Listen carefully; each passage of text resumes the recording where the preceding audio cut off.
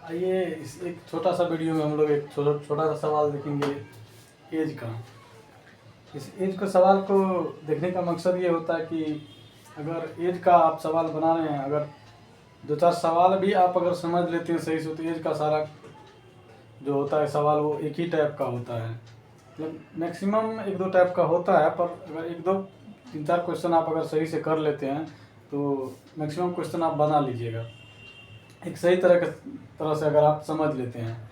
तो सबसे पहली बात है कि ये सवाल पे ठीक देखिए, सवाल क्या कह रहा है यहाँ पर, क्वेश्चन क्या है कि मोहन और सोहन की वर्तमान आयु क्रमशः 4:5 के अनुपात में है। 5 वर्ष बाद उनकी आयु का अनुपात क्रमशः 5:6 हो जाएगा। तो मोहन की वर्तमान आयु क्या है, इसका पूछ रहा है मोहन का। आइए सबसे पहले हम लोग यहाँ पर सॉल्यूशन करते हैं इसका।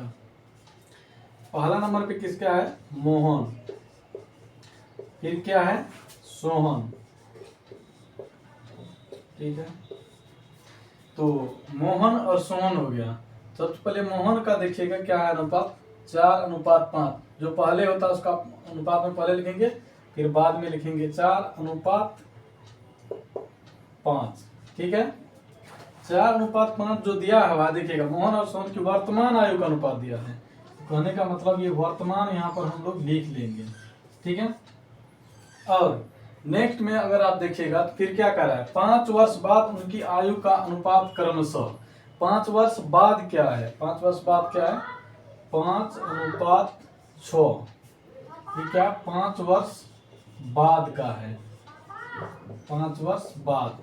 5 वर्ष बाद जब ही के, तो कहने का मतलब 5 वर्ष प्लस हो गया। यहाँ पर वर्तमान का जब भी पूछे तो +0 मान लीजिएगा, ठीक है। अब इसमें क्या कंडीशन है, एक जब आप कंपटीशन क्षेत्र में जाते हैं तो वहाँ पर इतना क्वेश्चन नहीं कीजिएगा कि मतलब यहाँ पर 0 का है कि ऐसे कुछ ऐसा चीज़, तो ट्रिकी वे से आपको समझना होता है। तो सबसे पहली बात आइए इस क्वेश्चन में देखते हैं। तो इसका जो जब भी रेशियो का जो अनुपात का जो अंतर होता है, जब भी आप 5 वर्ष के बाद निकालिए चाहे 10 वर्ष का बाद निकालिए, तो इन दोनों का अंतर हमेशा क्या होता है, समान होता है। तो इसमें देखिए अंतर क्या है, यहाँ पर 4 से कितना हो गया 5, +1 हुआ है। यहाँ पर देखिएगा 5 से कितना हो गया +1। अंतर अगर सेम है तो इसको सेम नहीं करेंगे, समान नहीं करना पड़ेगा। ये क्या हुआ है, अंतर अगर समान है तो ये तो क्या हुआ है, इसमें आसान है, एक इजी क्वेश्चन है और पहला क्वेश्चन है। 4 से देखिए अगर 5 वर्ष बाद में क्या हुआ है, 4 से कितना हो गया 5, 1 का वृद्धि हुआ है कितना साल में, 5 वर्ष में।